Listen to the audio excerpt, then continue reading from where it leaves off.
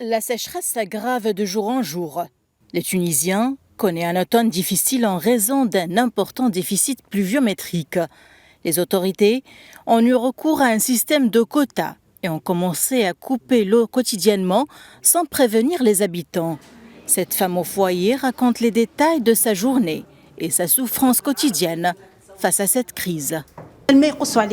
J'habite dans un quartier où l'eau de robinet est coupée tous les jours, pendant des heures, et parfois pendant toute une journée entière, du matin au soir. Et même lorsque je rentre chez moi, je ne trouve pas d'eau, ni pour la douche, ni même pour faire la vaisselle. Pour boire, nous sommes obligés d'acheter des bouteilles d'eau. L'eau du robinet n'est plus consommable avec son odeur et son goût désagréable. Le manque de pluie constaté depuis le début du mois de septembre fait à nouveau planer le spectre d'une sévère sécheresse dans le pays et des conséquences dramatiques sur la disponibilité des ressources en eau. D'ailleurs, le niveau des barrages est en forte baisse par rapport à la demande.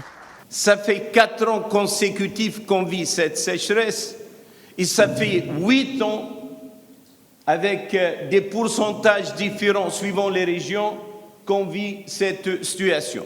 On ne va pas rester les bras croisés, mais on va utiliser tout ce qui est eau usée traitée et même cette solution nécessite plusieurs efforts pour mettre un système de transfert comme on l'a fait pour les eaux potables. Il faut trouver des solutions. Donc, remettre l'eau au centre des discussions au niveau politique, travailler sur l'innovation, innover, réduire les pertes et gaspillages. Pratiquement 50% de ce qui est produit n'est jamais consommé. C'est du gaspillage direct d'eau aussi.